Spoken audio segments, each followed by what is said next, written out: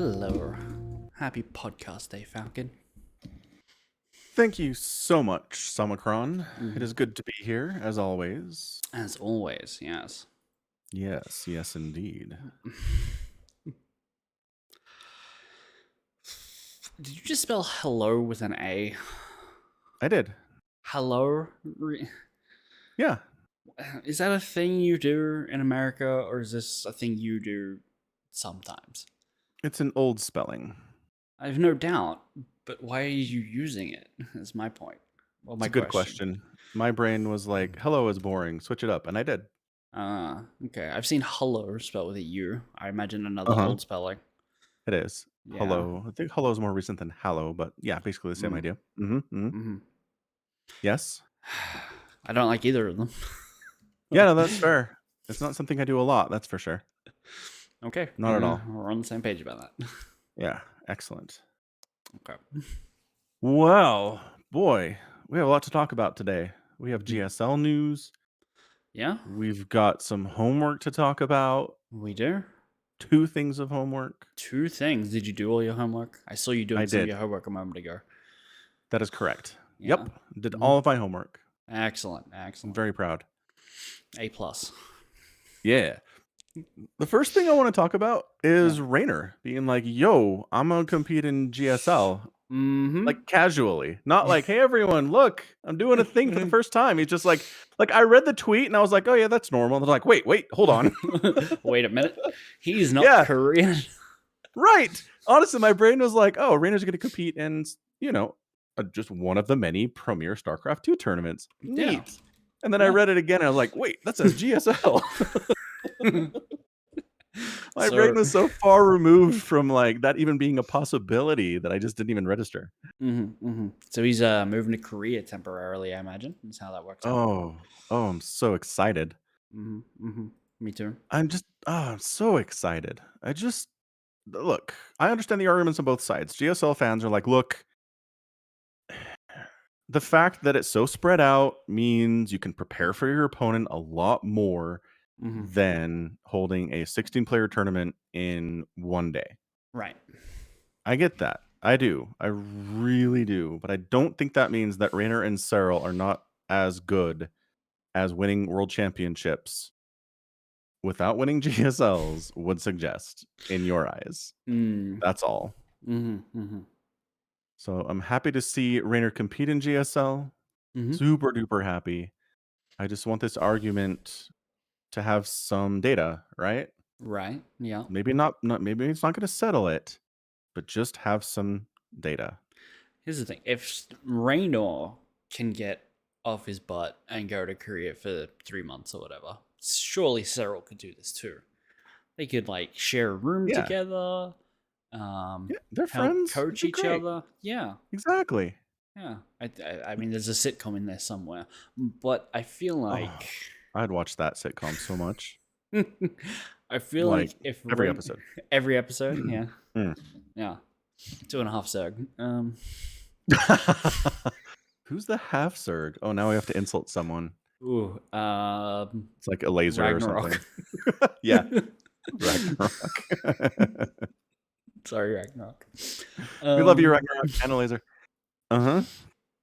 Yeah. Yeah. No, I'm with you. Like, if Rainer can do this, Serral should do this. He can't let the young kid upstage him. Exactly. Okay, that's it. That's all. Like, I understand that Serral likes being the king of Finland. I understand that. I would appreciate being the king of my own land too. I wouldn't want to leave. But seriously, for the StarCraft, man, for the esport that made you what you are today, do this thing. That's all. Especially since we don't know if there will be GSL next year. This might be your last chance to do it. That's an excellent point. Oh, especially that. Oh man, come on! Yeah. Everyone tweet at Serral incessantly until he does it or he blocks all of us. Till he does it or he retires. Which I mean, he's only got 5 days for the qualifiers, so. That does not bode well. No. I mean, there's more GSLs. What do you mean? There's more GSLs after this upcoming one that Rainer's competing in. Are we sure? I mean, there's Super Tournament. Yeah. But like, we don't know that there will be GSLs next year. I thought there was one more after this one. Is there not? Okay. Well, there's Super Tournament. This is season 3. There isn't a season 4 in a year. It's only 3 seasons a year. Oh, shoot. Okay. Yeah. Oh, bad times. Bad times. Now, fortunately, the qualifiers are played online, so I think he could do that from home if he wanted to. True. What are the regular dates? Like, what time does he actually need to be? Okay. August 22nd. Dude's got time. He's got time. You can work out a visa in 20 days. Heck yeah. Yeah, of course. Go and do that, Cyril. God, how awful would that be? Cyril goes to Korea, and we end up with a ZVZ finals, and it's Cyril and Raynor. And he'll lose because it's Raynor. Right. Well, I don't know. Probably, but I don't think Rainer's won every single time he's faced Cyril over the last couple of years. Not every time, but I mean, there's a. But there are some big times it's happened. Yeah. Yeah. Okay. So yeah, I'm excited. I'm really excited for Rainer to compete in GSL. Like so excited. Yep, that'll be good. And I said it wouldn't settle the argument, but if Rainer wins this GSL, I'm just gonna say that all the GSL elitists are delusional. That's all I'm gonna do. GSL elitists. People who think winning a GSL is more important than winning an ESL. And anything. Winning a GSL is the most impressive and most important thing you can do in StarCraft 2. Those are the elitists. Not everyone's an elitist. Some people just like GSL, and they're not elitists. But I'm saying for the elitists, I will make fun of them on Twitter. Wow. I mean, it might just be a fluke that Raynor wins. You don't know.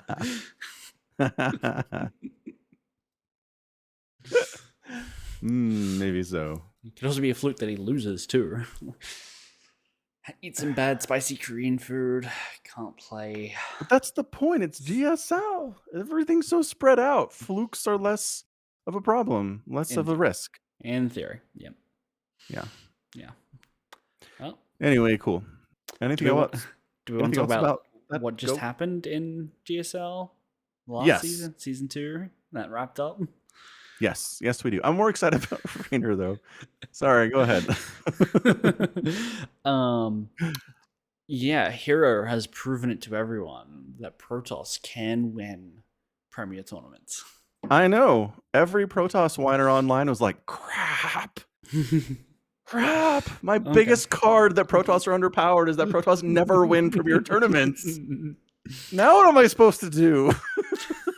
Didn't we talk about this last week or a couple weeks ago? We were like, just play harder. Just play harder, Protoss. Get that 500 APM like the Zergs and the Terrans do, and you'll win. Just try harder. Yeah. Yeah, and Hero tried harder. That was all it was.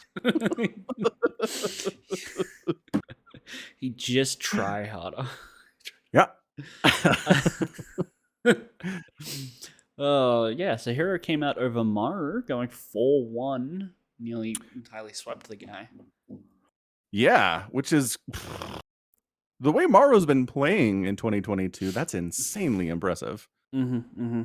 I have not watched these games. I think I watched the first map, and then my housemate was talking to me, and we were trying to work some stuff out that I put it down and forgot to come back to it. Have you seen these games? No, I need to. Okay. I was really busy over the last 5 days. We'll talk about that later, but I need to. I'm planning on it for sure. Let me point one thing out though. So Hero's journey through GSL, just starting with the group stages. Okay. Oh, you know what? That ruins my argument. So he beat Rogue 2-0 in the group stage 1. Sure. Okay. And then after that, he defeated Dongrigu and he beat Su. And then he didn't face another Zerg after that point. Okay. That's all. Just saying. I was going to say he didn't have to face one of the top 4 Zergs to get here, but he did, and he beat Rogue. So it's never mind. Argument over. Right. Okay. Yeah. Yep. So it's all good. I can't poke any holes in this anymore. Never mind. You can beat Zergs too. Yeah, he's sure. Did he have to play any PvPs? No. Hold on. No. He didn't have Not a to. single one through the Nope. whole group stages? He was always the only Protoss in his group because it was only like no, there were 2 in D, so there was possibly PvP in there. But yeah, Yeah. no. He wouldn't have had to have ever played a PvP. Did he never play Zone?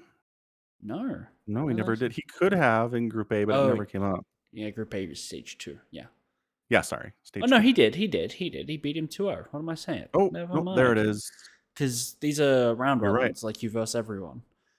Yep. So he did. He 2-0'd Zone. Yeah, I mean that's Zan. So- though. It doesn't count. Right, but that's all you can do. It's 2-0 someone. I don't think that speaks poorly to his PvP at all. Mm, Yeah. I'm just no, saying. he's legit. Way to go, Yeah. Hero. Yeah, well done. Well I done. want to watch this just for like how Tastosis are going to be like completely torn because they've been so happy about how well Hero's been playing lately, Mm-hmm. and they've been so happy about Maru, and for them to be like, oh, someone's got to win, like that's fun. I'm looking forward to that. Right. Yeah. Yeah, but they really love Hero's style, what he's been doing, especially in PvZ. They've been really impressed with what he's been doing in that matchup. Mm-hmm. But not so much in, I don't know if he's doing anything crazy in his PvT that Tastosis is really highlighted as being like why he's doing so well, you know? Yeah, I don't know. I don't know. We'll have to watch it. We'll talk about it, I guess, next week. Yeah, yeah. Homework for next week. Yeah, totally. Good homework. Yep. Actually, this homework was good too, actually. We'll get there. Yeah, yeah. Yeah. Anything else in the StarCraft news? I did see a clip of Hero Marine being like, if there is GSL next year, I'm going to go to that. Nice. So more foreigners in GSL if GSL's happening. I like it. Yeah, I'm on I'm board. going to say yes. I'm going to say yes to all the foreigners in GSL. Mm-hmm, mm-hmm. Yeah, I just we're at a point where the foreigners can hold their own. So the more of this, the better. Yep. Yeah. Excellent. Okay. So StarCraft news, good. Mm-hmm, mm-hmm. Oh. So yeah, so the reason I didn't watch GSL is because last Thursday, which is when the VODs are available, I think. Sounds right. My time, Thursday. Mm-hmm. My mom called and she was like, "Hey, we got a new computer. Can we just get your help transferring our data from the old one to the new one?" And I was like, "Okay, Mm-hmm. that's fine." It's like kind of what I do. Like a lot of my job is backup and restore, right? Right. You didn't just give her a link to your place of employment, being like, "Look, sign up for this. Leave your computer running in the background for like a day. It'll be done. It's fine." No, I did not. Okay. Because I thought it would be easy. Mm-hmm. But see, the problem is I forgot they bought their computer in 2007. So it's a Oh. Vista machine. And the hard drive is a spinny hard drive. It's a Vista machine. It was a Vista machine when they bought it. I upgraded them to Windows 10. Okay, I was gonna say So they're it's- not still using Vista, are they? No, Like that they're would've using been- Windows 10. Okay, no, But that's fair. the performance has been garbage for a while now, and they're just working with it because they're old, and like that doesn't bother them as much, I guess. Right. They used to wait for the newspaper on the weekends to learn about the news, what happened. They can wait 10 minutes for an email to load. Bingo. Yeah. That's exactly it. So yeah, so the hard drive. This is the important thing. The hard drive is like 13 years old. 14, 15, maybe even 15. Math is hard, but I think it's about 15 years old. So it's failing. Uh-huh. And I take a backup and it's like, no. And I'm like, oh, what do you mean no? So I'm going to spare you the details, but let me tell you, I spent the whole evening there. Mm-hmm. I took a half day off work on Friday. Spent the rest of the day there. I went there at 7 a.m. on Saturday. And I left their home at 1 a.m. on Sunday. And it was done. It was a nightmare. Sounds awful. Yeah. Okay, but it's all done. New Yep, computer. it's done. Yeah. SSDs this time. SSD this time. Mm-hmm. Everything's wonderful. I bought them a new monitor because they had this little tiny one. Mm-hmm. And I got them a 1440p monitor, and it's beautiful. Generous. Yes. I mean, they're my parents. I owe them things, I feel like. It's fair. I went yeah. to my sister's on not this much. No, it might have been last Friday. I don't really remember. Time has no meaning. To go and see her new daughter because she just had Yeah. A baby. Yeah, she had a baby. And there was her computer there. And I'm looking at it, and she's like, yeah, it's really slow. It's not very good. And I'm like, oh, okay. Why don't you turn it on? And she goes, oh, no, I did. I'm like, the screen's black. And she's like, yeah, no, it takes like 15 minutes to boot. Yeah. Gross. And You're I'm like, like, what year is oh, it? when did you buy this? She goes, no, early last year so that the other kids could What? do online learning. Oh, okay. It's an all-in-one Lenovo. So is it virus laden? No, you couldn't get. I Oh, couldn't. I was at my sister's house for 2 hours. I couldn't load a website. so it's probably virus laden. You just couldn't get to that point. No, it's just slower because it's only What? got 4 gigs of RAM. Uh, Okay. Yeah, not it's great. it's not great. It's running Windows 11, so it's kind of Oh. chug. Oh, yeah. It's kind of chuggy, and it's Yeah. booting off of an old spinny hard drive that's in it, like a Yeah. very That's very cheap hard drive. it's a horrendous trifecta. Yeah. Yeah, I was looking at the. I'm like trying to turn off the things that are on, like turned on in startup, so it like boots a little quicker. Yeah. And I'm looking through. I'm looking at the taskmaster, looking at what's using all of its process. Its hard drive is pegged at 100% all the time, no matter what it's doing. Virus. Probably. My solution was I'm just gonna build you a computer system. Yeah. Good call. And so I We're got gonna home throw and this way. immediately started spending money. And now I have a bunch of hard drives and a new monitor sitting on my coffee table because I'm gonna have to build her something that isn't completely garbage. So Well, you think maybe an SSD and some more RAM might just fix this problem? it's an all-in-one, so it's all enclosed on the monitor, and You can't even. I could open it Oh. up, but there's not a lot of space for anything. Oh, gross. Yeah, you're Yeah. right. Start over. Yeah. So, yeah. Start over. I, unlike you, did not splurge for the 1440p monitor. She's only getting Uh-huh. a 1080. Sorry. It's fine. 1080 is fine. Yeah. That's what my kids have.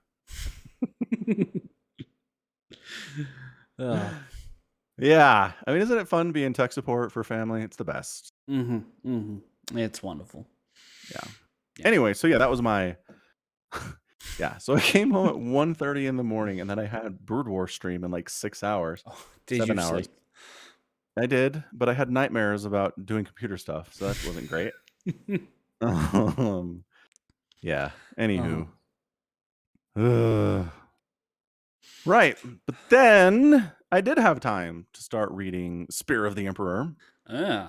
I'd be surprised if you hadn't finished it after I started setting it to you read so quickly.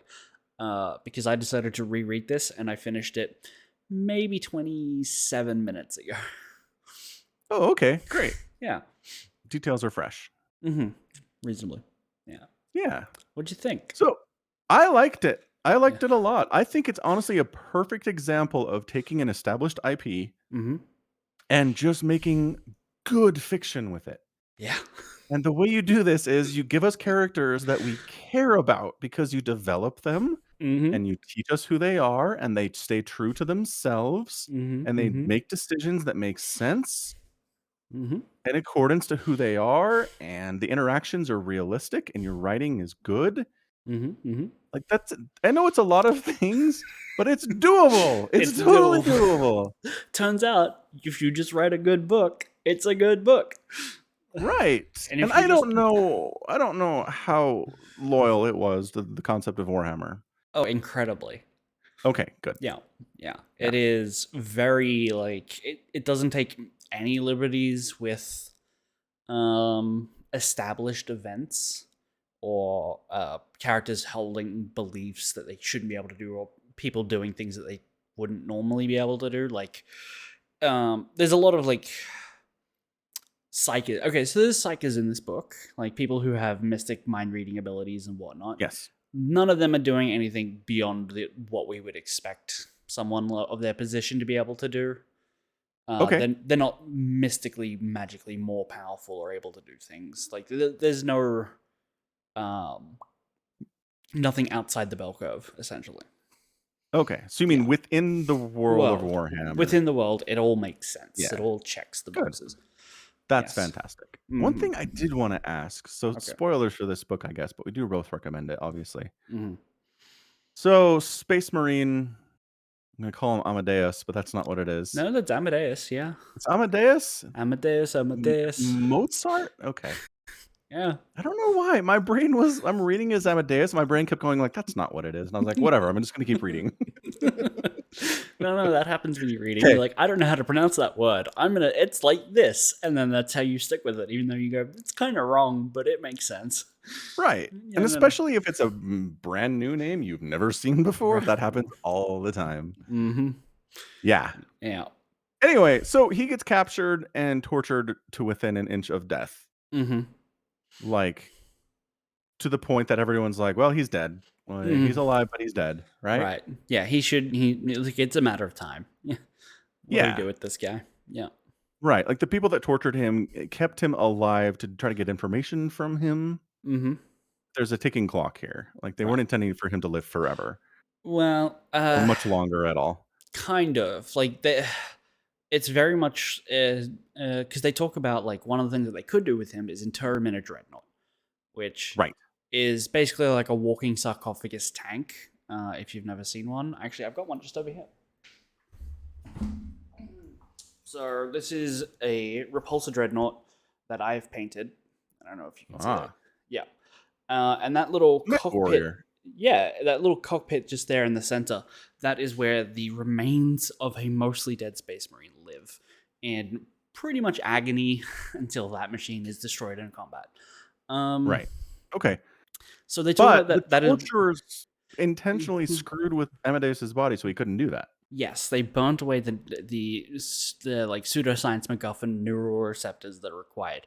So they very much intentioned like wanted him to live, and it's a matter of like they couldn't have predicted probably that he would be returned or like restored to the quote unquote good guys. Like the bad guys had Yeah. him, and they weren't just about to give him back. But in the event that he was retaken, the matter of what to do with him would become a problem. So they didn't necessarily want to kill him immediately. Right. And more of like, I want to present this guy as a problem to my enemies, like what to do with, how to deal with this. Okay. Fair enough. Yeah. Okay. So, yeah. but my question is this so our protagonist, Mm-hmm. whose name I cannot get. Amadeus. Nope. Oh, Anurada. Yeah, Honorata. Yeah. Honorata is like, hey, actually, there's this super special secret new technology that we have All right. that can restore him to life. Sort of, yeah. That the people on the other side of the void didn't know about because it's too new. Yeah. Okay. Or secrets held from them. Whatever. So they talk about making the second generation machines, Marines, not machines, the Primaris, and how that lore was sent to them like via email or whatever, right? Like, but they weren't really shown how to do it. Like, they weren't given enough detailed steps that they were messing up and killing the recruits, right? Yeah. This new lore is basically how to apply that upgrade to an existing Space Marine. Okay. Yeah. But is it new to this book? No. Is that a concept that existed prior? That is so if you were very familiar with Warhammer lore, then you could be like, oh, this is a possibility. Yeah, that's a thing that you could have already have guessed that they could try to do this. Yeah. Okay. Okay, good. That's all the question that I had. So Okay. that's awesome. Okay. Yeah. Yeah. Cool. Yeah. Right. Because again, there are a couple moments in this book where I'm like, this is pretty Deus Ex Machina. A little bit. That kind of felt like one. And they're like, oh, he's dead. Mm-hmm. And then our protagonist is like, wait, but there's a thing. And I'm like, oh, really? But got it. Okay. So it's a thing. It's actually a thing. It's That's actually fine, a thing, and it's very like they try to ground it even then, which is like the ship that they're on doesn't have the ability to just cook up the parts needed for this. They had to go and harvest it from his fallen battle brothers, essentially. Right. And that's very key to his transformation in the latter part of the books, becoming much more of a spear than a mentor. Mm-hmm. Yeah. Got it. So Okay. they ground it a little. Yeah. And so it's not completely like, oh, now he's fixed. Problem solved. He doesn't just go back to being Lieutenant Commander Amadeus and Kairos of the Mentor's Legion. He's Right. changed. It's important. Totally. And they do spend some time on that in this book too, being like, he is changed. Mm-hmm. Mm-hmm. It's a good book. It's good. It's a good book. It is really good. I really like it. Yeah, and it definitely caught me by surprise a couple times. Yeah. Like what? Yeah, I just think like some things. What was the one thing? I think them.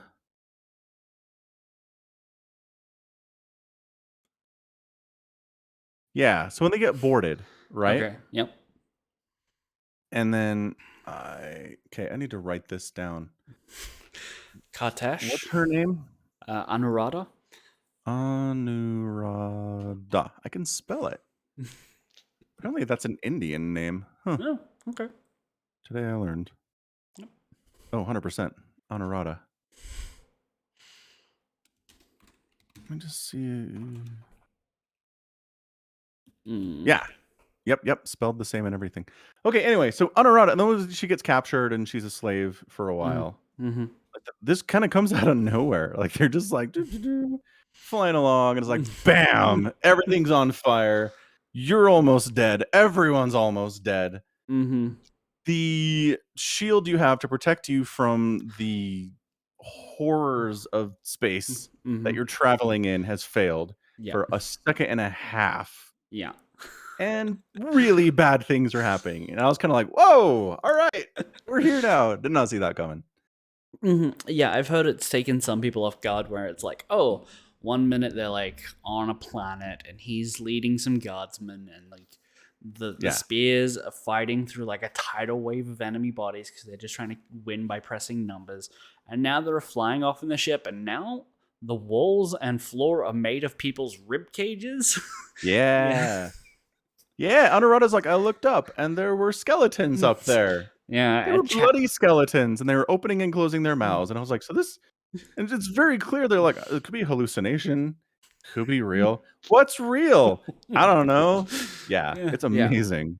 That is the warp in a nutshell. Yeah. It's not good times. I really, really enjoyed rereading this book. And I am now once again mad that the sequel has not come out because apparently the author said, the sequel is actually almost finished like a couple months after this book was released a couple of years ago. He's doing the thing. He's George R. R. Martin in it. He's a Martin, and he's Patrick Rothfuss. So, small aside, Patrick Rothfuss, author of the Doors of Stone trilogy. It's not really a trilogy because they only wrote 2 books. And then was like, I'm done with the 3rd one 7 years ago. Oh, never came out? No. And the worst thing about him is that he did a Kickstarter. Oh. Or like some charity drive. So it's not as bad as just a Kickstarter for him. I think he raised a ton of money for charity, like $700,000 for charity, right? And as a result, like there were promises that he made as each level got hit. So it was kind of like a Kickstarter, but he didn't get the money. Okay. But yeah, he totally promises to like have the book out and all this stuff. And yeah, so all these people donated a ton of money to like encourage him to do this thing, and he just hasn't done it. So yeah, it's going around. So what I will say is I did dig into what's been going on with this author because he has written other books. No, I don't think he's written anything since, but he has written other books. So if I liked his work, or if you like his work, there are other Warhammer books you can read. Yeah. And he has, in the following of this book come out, had a kid. So I can imagine that takes up a lot of time to write instead. And has had some severe mental health issues. And probably just needs some time. Yeah. So I'm not surprised. More time. Yes. Maybe lots more time. But I really hope the next book comes out because it's apparently called Ashes of Elysium.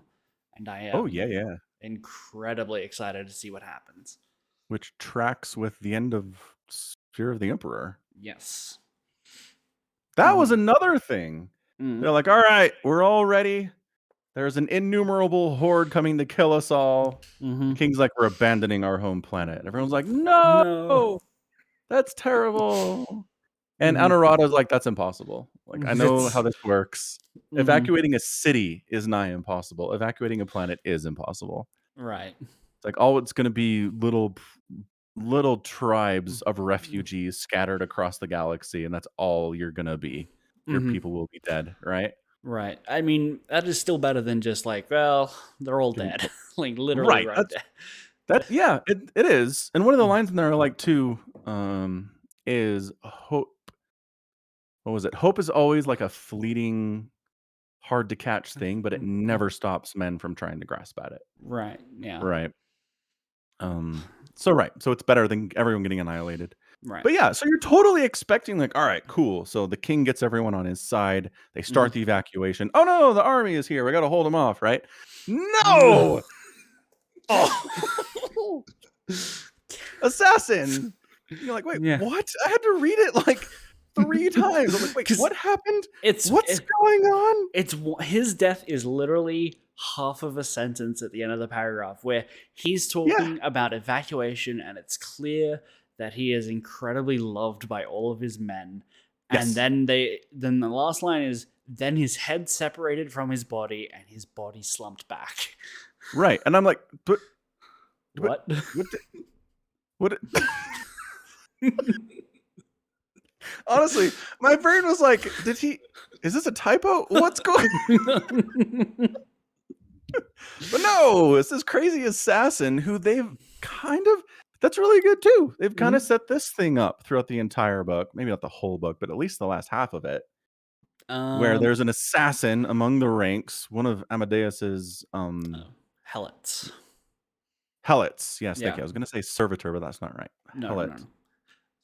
Yeah, one of his helots is an assassin shapeshifter sent on a mission to infiltrate this whole mission and kill that dude, I guess. Yes. So they briefly talk about when Amadeus first meets Brayak, I think is his name. Yep. Brayak tells him that the lions, the celestial lions, are being dogged by inquisitors, right? Like, yes, he does mention that. And Amadeus is like, I don't care about speculation and rumors. I want precision and facts. None of this matters. And then the story just carries on. And then that's the setup. The reminder is that the ability to make second generation Marines was never delivered to the Lions. Like, they never received that bonus. And so the payoff is that this entire mission has actually been orchestrated by the Inquisition to assassinate the chapter master of the Celestial Lions, which is an established like feud between them. So there's the events of a war called Armageddon. Like, there was a place called Armageddon, and the Lions and an Inquisitor disagreed.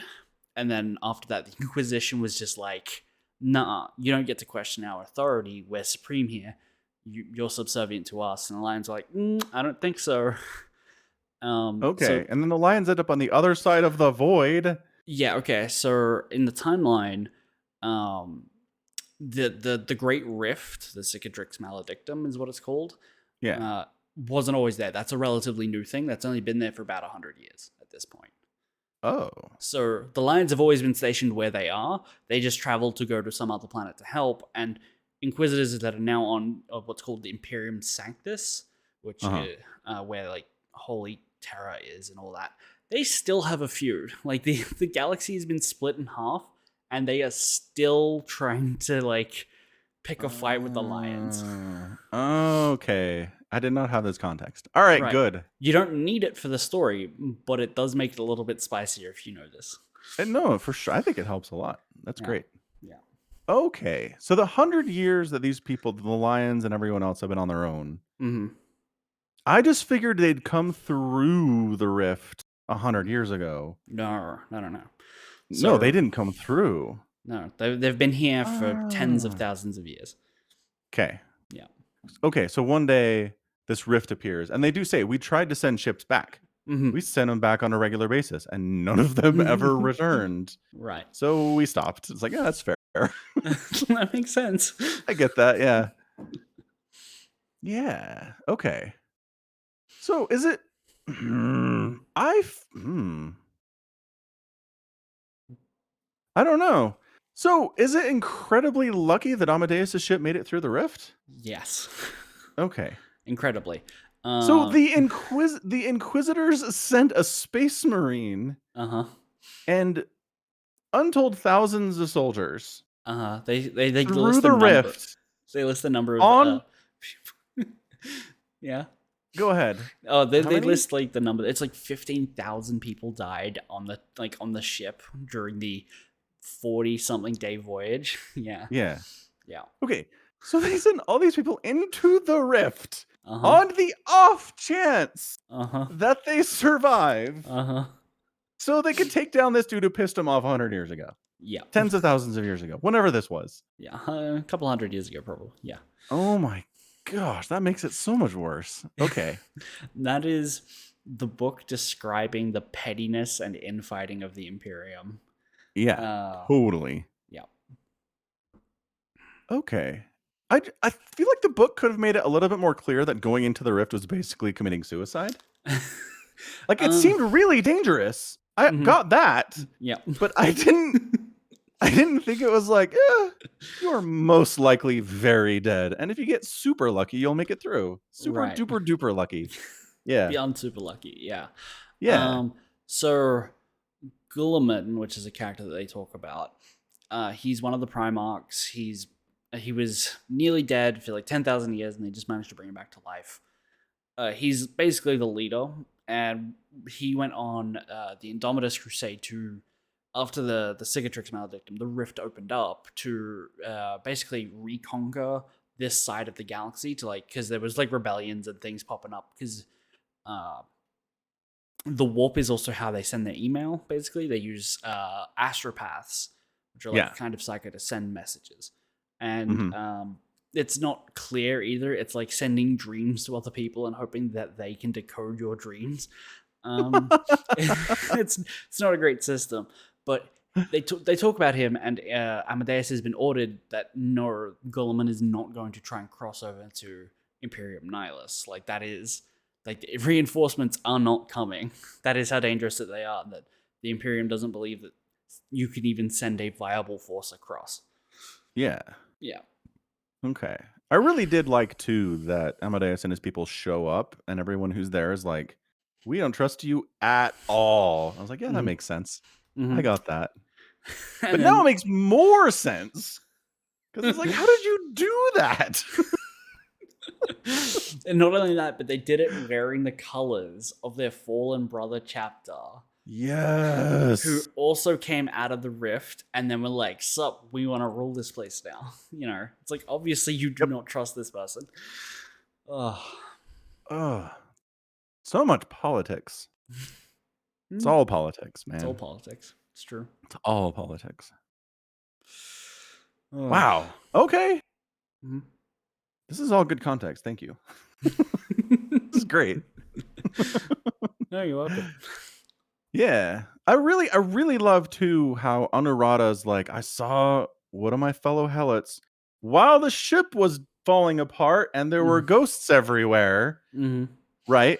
Like, betray everything. Betray all of us. He ripped off her arm.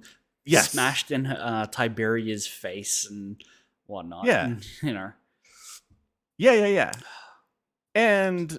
But it happened during the time of insanity. So she's like, I don't know.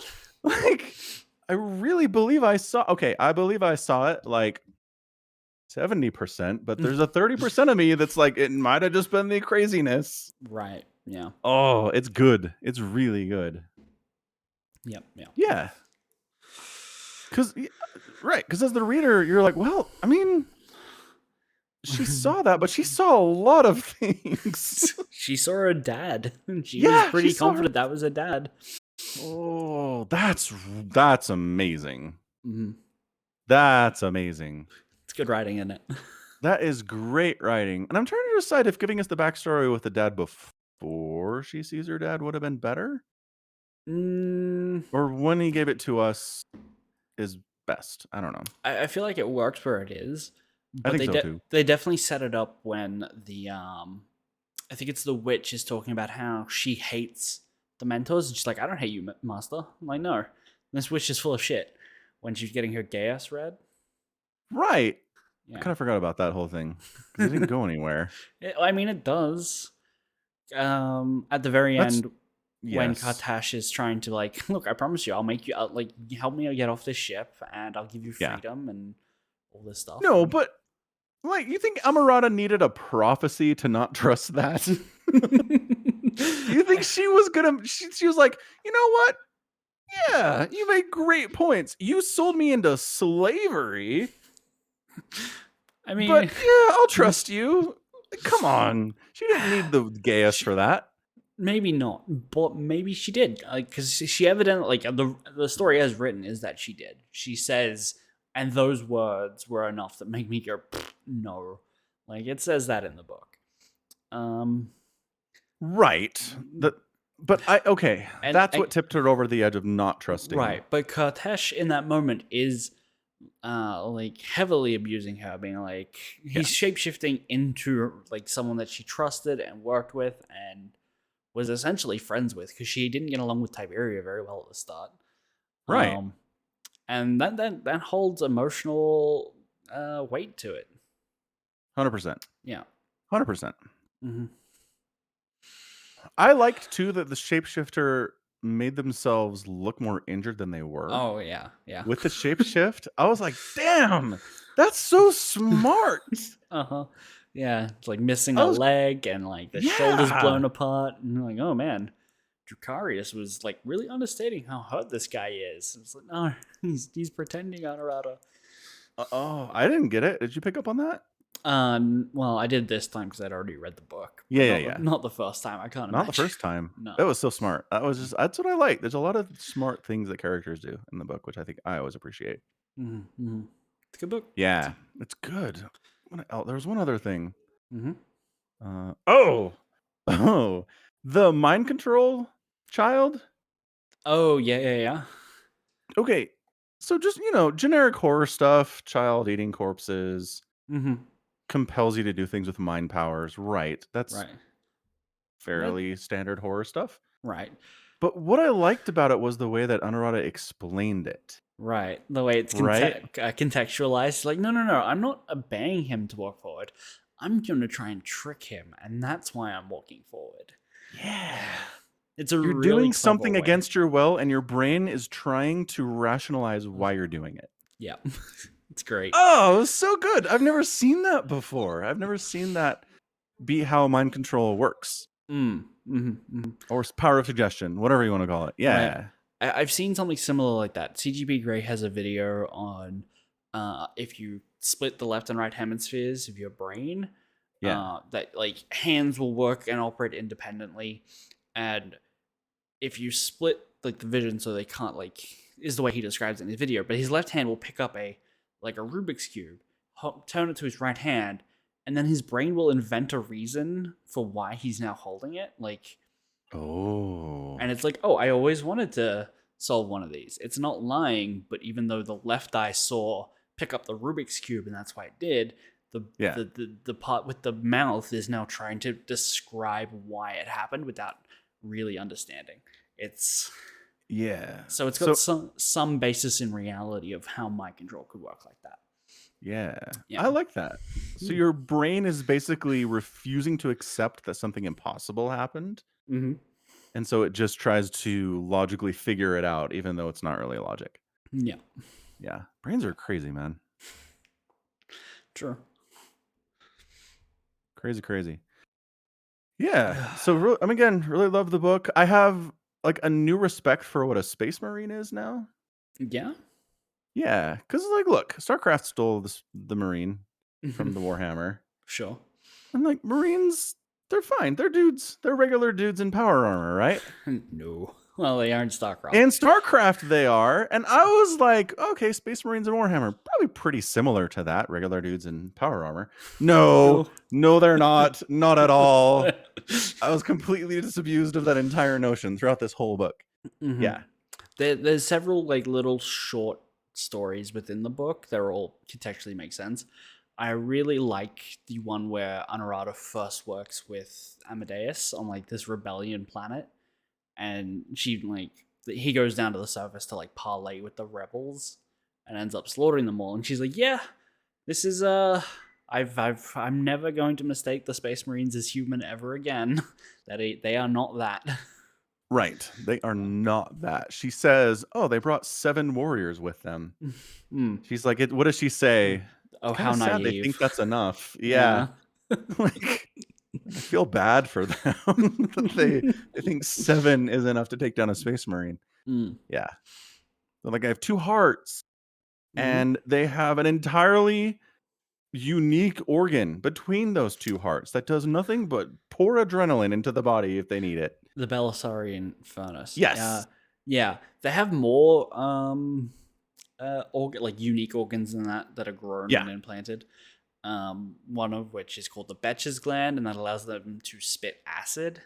Yep. And They talked about that. Yeah, I remember that. Amadeus does not have control of that at sometimes, and he's like apologizing for burning poor Honorata. Yeah. Oh, it's good. Yeah. So Great. Yeah. Yeah. And there Really are enjoyed it. there are historical references, or like I don't know if it's a motif, but when they get to Yep. Nemeton, there are marble ruins lying around the place that someone has tried to like imprint civilization on a barbaric world, and essentially that is a reference to Rome when it went to like England and like Scotland and tried to implant on the Celts, like, hey, that we're Rome, and then Rome fell, and you had all these vaguely Roman institutions and buildings and people Structures and yeah. that slowly fell into disrepair as like the culture came back and they became their own thing again, but they were all still kind of there. So Yeah. Warhammer is filled with historical references and things like that. It's really enjoyable to like point and pick and be like, oh, that's what they're getting at. Okay, that's how this half of the Imperium, now that they can't connect with the rest of it, are falling apart, but still kind of Imperium, but kind of not. Yeah, which makes perfect sense. Mm-hmm. Yeah, that was super cool. Yeah, just things I enjoy about it. Mm-hmm. Yeah. Yeah, I think that's all I wanted to cover. Mm-hmm. Mm-hmm. Fair enough. Definitely enjoyed it. I guess I could say that a few more times, but I won't. All right. Stray. Stray. Yeah, we can do Stray. Unless there was something else you were going to say. Oh, I was going to say, do we want to set the next book now that we want to read? The sequel to this one, which isn't out yet. Not I don't know. No, I'll trust you. Like, where do you want to go? You want me to pick another Warhammer book? Because that's kind of all I read. Yeah, that's fine. Okay. Pick up another one.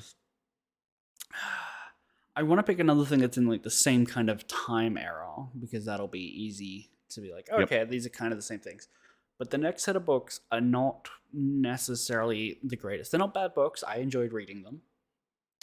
But some people are like, oh, these are like catalog novels, because there's a kind of like a moment where lots of the new units that were suddenly released all get their like little moment to shine. It's advertising. Yeah. I mean, all the books are advertising. So there's the Dark Imperium trilogy, which is actually, do I want to read that one? I'm trying to think of what's the best book to read that out of the ones that I've read. And yeah, okay, Dark Imperium. Okay. Let's just quickly a little Google to make sure I'm getting the name right. Thanks, Google, for autocorrecting Dark Imperium to Dark Impurities. That's really what I wanted. The novel series by Guy Haley. Yeah. Starts with Dark Imperium, and then Plague War, and then Godblight. Okay. So those are the... Well, we don't have to read all three of them. See if you like the first one first, and then we'll continue. All right. So Dark Imperium. Yep. Got it. All right, Stray. Stray. Yeah. Yeah, I really enjoyed Stray a lot. Did you finish it? Yes. I have not yet. I have been so annoyed every time those little bastards are chasing me and they're like jumping on me and I'm mashing A to get them off me and then they're like, I'm trying to hop between ledges and shit to get away from them. I can't do it. I don't know what's wrong with me. I can't get away from the Zerk. Oh, Fair point, honestly. I feel so bad as a cat. When you get swarmed under and murdered. Yeah, repeatedly. Like, Yeah. it's bad. It's all about dodging their jumps. That's all it is. You can outrun them, but when they jump, they're fast. Mm-hmm. Mm-hmm. Other than that, I am very much enjoying Stray. It's just wandering around and interacting with the robot people. Yeah. Mm-hmm. Yeah. So, okay, a couple things that came to mind a lot while I was playing it. Mm-hmm. One, there's a lot of Half-Life influence here. Okay. Like I got head crabs. Mm-hmm. Like I got a lot of head crab orangey bug comparisons Right. going on in my head. Mm-hmm. Yep. I got that too. Yeah. And there's just a lot of orange everywhere. A lot of platforming and kind of a dystopian future kind of a thing. Mm-hmm. I don't know. I think there's a lot of homage to Half-Life in this thing. Mm-hmm. The other one is that the robots are people. Like they are indistinguishable from humans in Mhm. how they act. Yeah. They look like robots because they have computer monitors for faces, Right. but like they have things they're afraid of and tastes they prefer. And Mhm. when they eat food, it can be gross or it can be good. Uh-huh. They enjoy music, they Like- create art. Mm-hmm. They have feuds with each other. They have like Yeah. there's nothing about them where it's like, they're robots. No, No. they are people. Yeah, they're metal people. Yeah. Yeah. And what I'm wondering is, oh crap, this is going into spoiler territory. Oh, Because we haven't finished the game. That's okay. That's okay. Okay. Yeah. So B12, your little robot buddy. Yeah. So he's a human scientist who tried to transport his body into a robot body, Mm-hmm. which the start of the game pretty much shows you, right? Mm-hmm. Yeah. Okay. Like there's a chamber and then there's like cables running to a robot body, but the robot Right. body is dead. Yeah. Okay. So what I'm wondering is, what if the robots are humans who successfully transfer their consciousnesses into robots, but they forgot? They've forgotten they did this because it was so long ago, and maybe there's memory degradation or something. Maybe. Or did they just get AI to the point that it's self-aware to the extreme before humanity died? I like to think that these people were probably once human and don't remember that they were. Because they talk about the creators as though they knew them, or if like this is what they would have wanted, as they tend to trees that they don't need to. Right. They have gardens that they just don't. Like robots don't need a garden, but they enjoy it and they do it because they like kind of ancestor worship. That these are what the creators would have wanted. That's why we do And this. they have a bar where they go and get drunk. Somicron. There is what a is bowl. that? There is a bowl of ramen on the bar that you can find, and it has sticks of ram in it, so it's ramen. I saw you post that in the Discord. Yeah.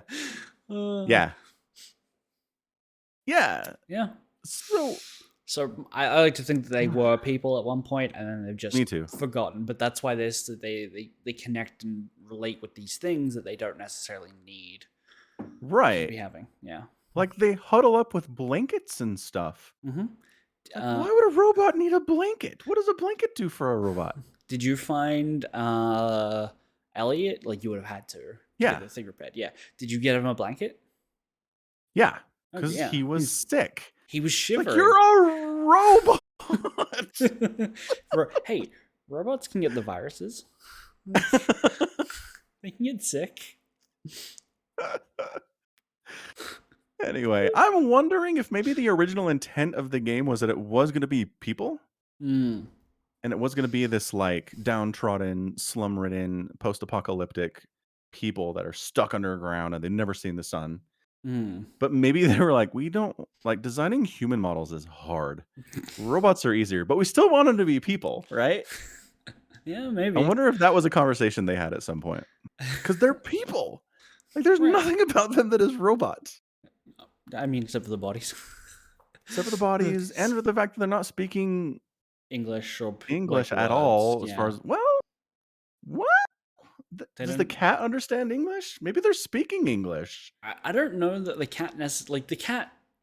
The cat understands because it obeys commands, right? It's like, hey, jump up here, and then it does. But you're the player doing that. You understand what they're saying. No, But they speak robot to B12. Yes, and he translates that to cat. Does he? You think so? I think he's doing. You think he's translating it to English for the cat? I don't think he's translating it to English. I don't think he knows cat. I think he's just receiving Ooh. information, and then we do things as the cat. Like the cat understands whatever language they're speaking. Because he had to like, hey, go look for a body in that room for me, right? Like the cat did it, and it's like, all right, you're gonna have to put this thing on, and then he put it on the cat, and the cat was like, okay, which is super cute. But when the cat goes to jail, which is again, that's a funny sentence. The cat goes to jail, and she doesn't have robot companion. She rescues that one robot in the prison, and she can't understand him. Oh, okay. I've not seen that. Oh, I'm sorry. This is further in the game. Yeah. There's cat prison. Cat prison. But she loses her robot companion, and there's another robot, and the robot has to like gesture with his hands what he wants from her. Can that robot speak?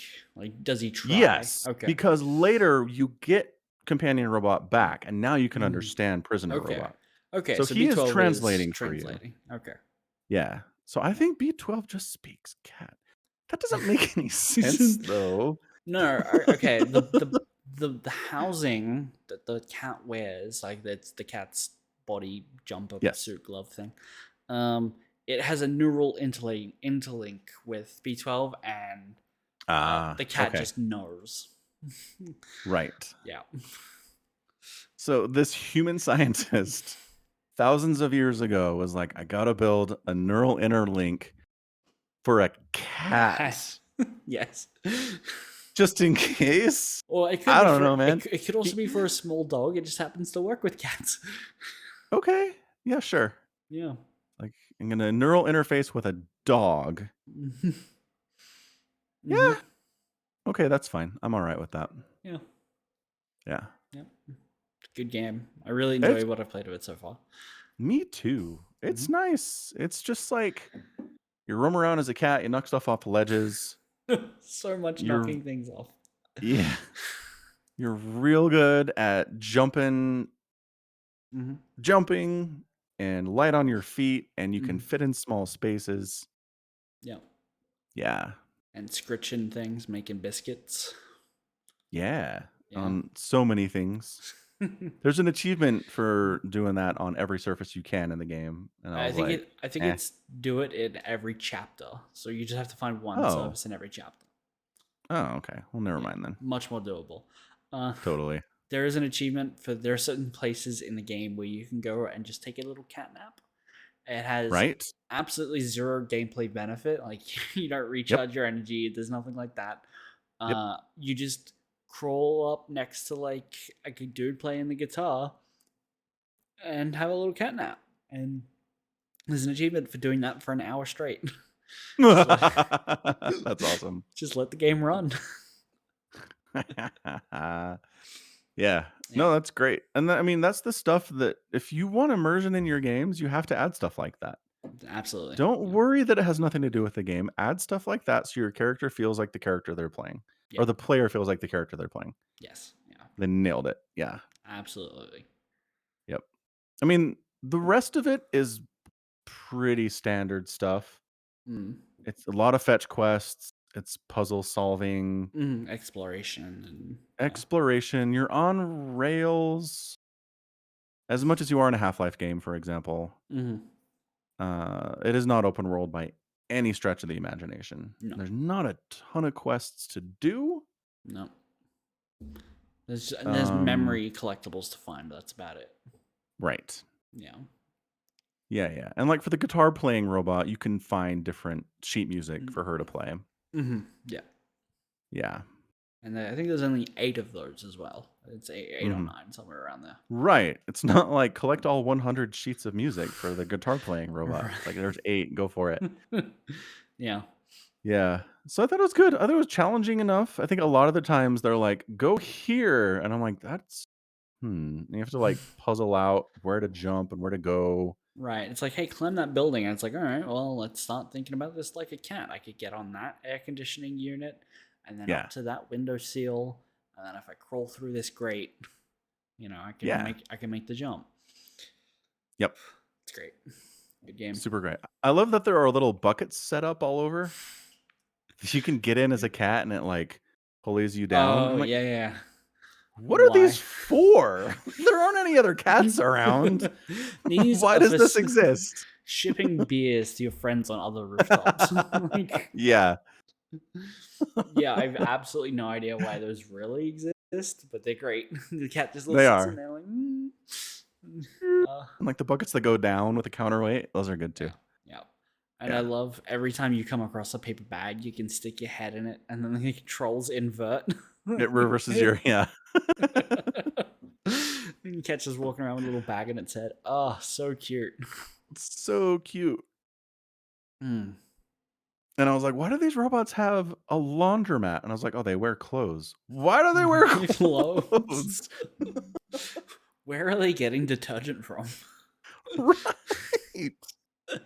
And where are they getting so much paint? There are so many paint buckets in that town above that laundromat. Like they're just throwing them Right. back and forth. And they're trying to be like, the humans died off forever ago, thousands of years ago, maybe. Mm-hmm. There's no way anything the humans created is still around. There's just not. Twinkies. Yeah, maybe Twinkies.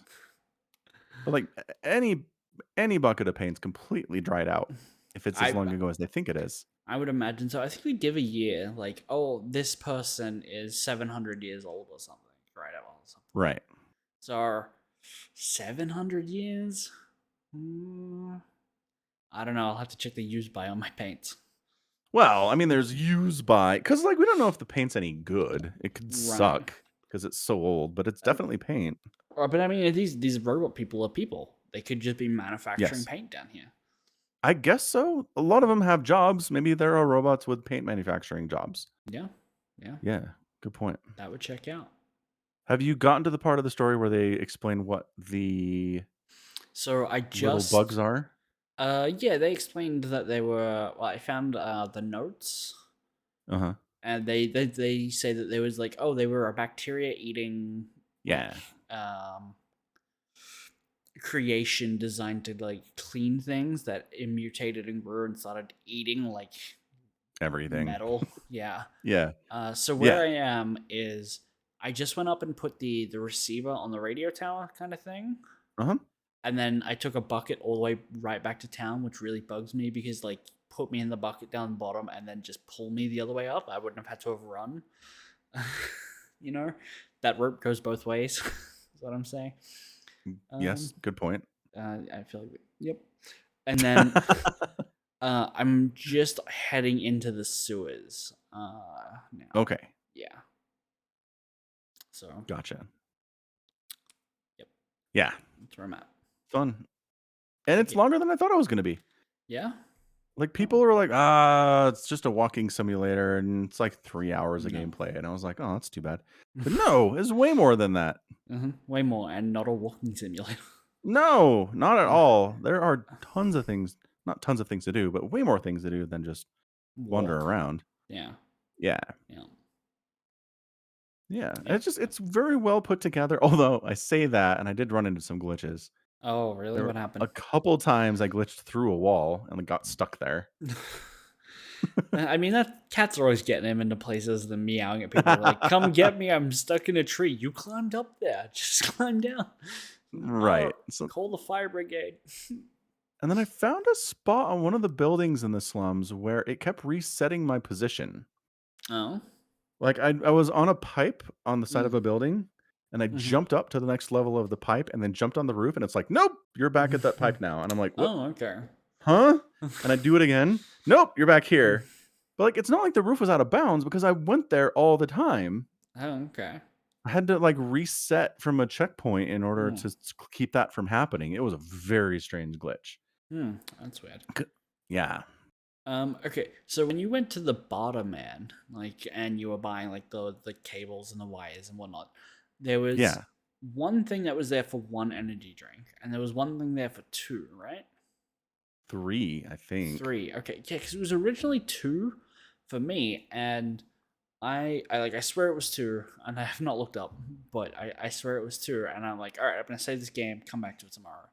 I came Yeah. back, and I still had one energy drink in my inventory, but the vending machine like let me spit out another. So I'm like, oh, can I just reload this game multiple times and get energy drinks? And then I go back to the guy at the shopkeep, and he's like, no, it's three now. And I'm like, what?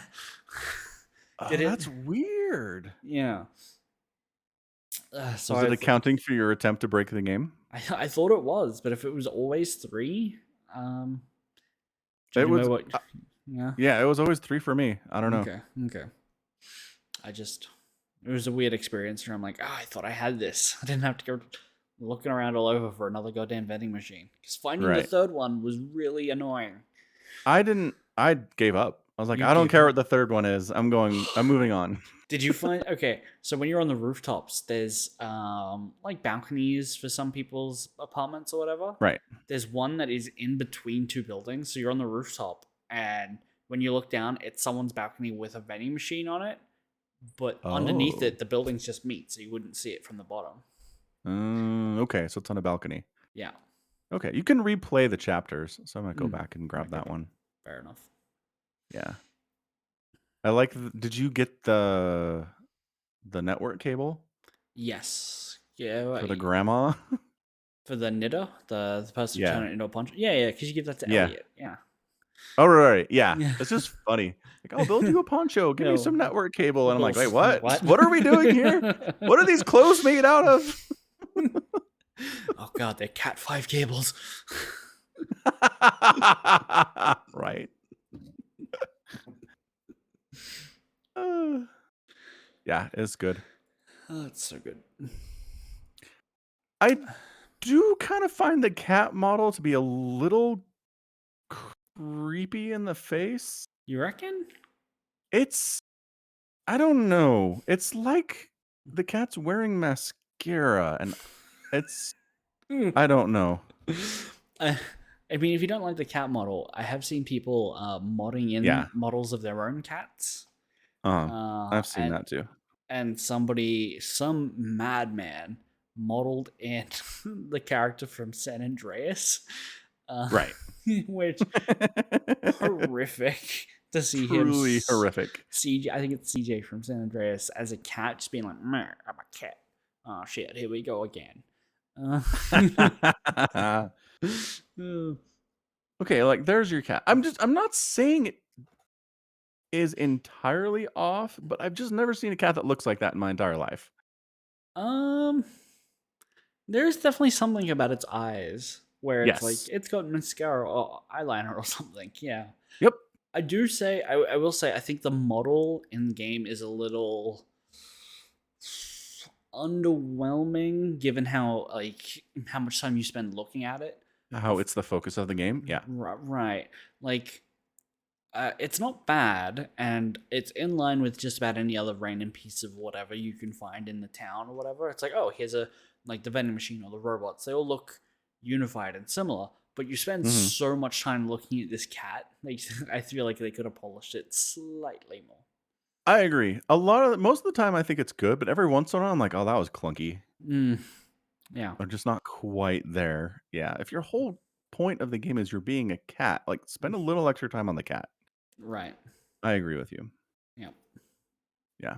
But either way, I think totally worth my money. I love the atmosphere. Mm-hmm. A lot of it's the vibe. The writing is good. Mm-hmm. And just overall, I just had a really good time with it. Mm-hmm. Definitely couldn't recommend Stray for sure. Yeah. Good game. Yeah. Yeah. And not just because you could be a cat. I mean, that's up there though. It helps. There are precious few games that let you be a cat. Yeah. And I was thinking about that. I'm like, if this game was you're just a person, right? Like you're just a What? person who stumbles into post-apocalyptic robot world. I Is don't know that it's nearly as good. well, much of the some of the story is based on the fact that the robot people think you're one of the Zerk from a distance because you're small and orange, Right. which is not something you can be as a human. Like, oh, this human's an Oompa Yeah. Loompa. They look like. Yeah, but this. it has nothing to do with the story that they mistake you for a Zerk when they first see you. It I doesn't mean, mean anything. it does. It does mean something. All They these could still people be are. afraid of you because they've never seen a human before. They've only Yeah. heard stories and seen paintings, you know?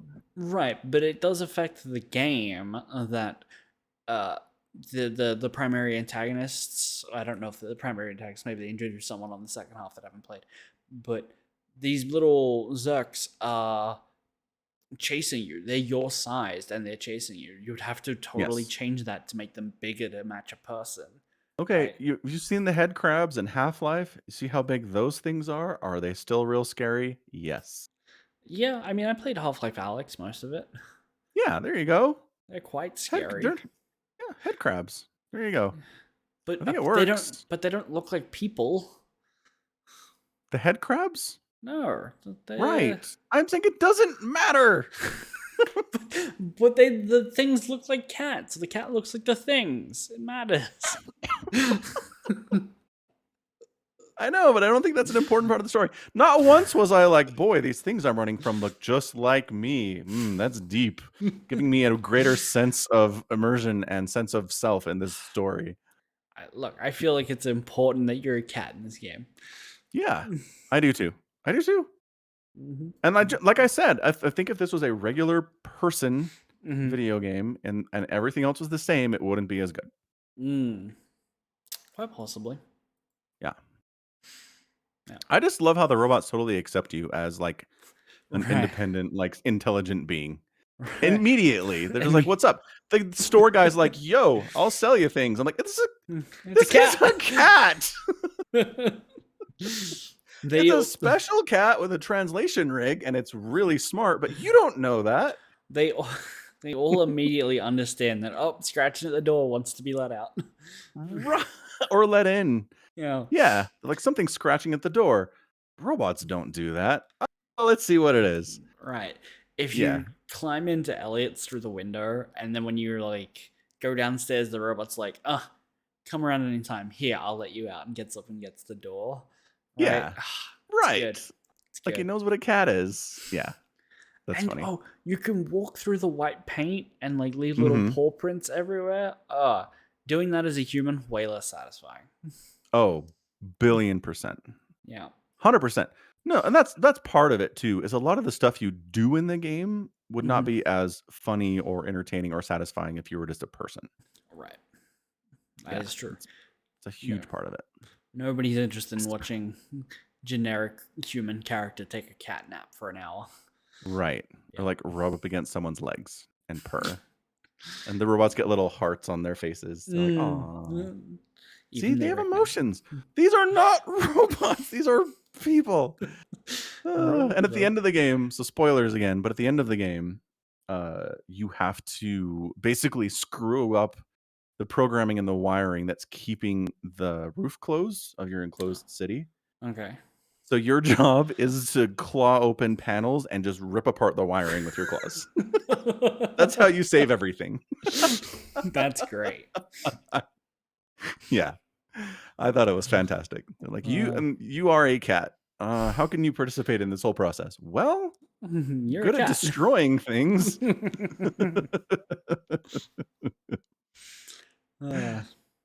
Very, very good. Excellent. Might swap out for a new cat model. Maybe. Yeah. See how difficult it is to make a cinnamon model. I don't want to make my own model. Why not? Because I'm sure someone already made a model. Well, maybe find someone to make a model and then just take a bunch of photos and be like, here, make this cat. Got it. Yeah. Put it on Fiverr. Yep. Make me a mod. Make me a model of this cat in Stray. Done. You could do that. It's an option. That is. All right, cool. I think that's it. I think we covered everything. I think that's it. Yeah. Cool. So yeah, in short, really excited for Reynard to go to GSL. Protoss can't whine about imbalance in StarCraft 2 anymore.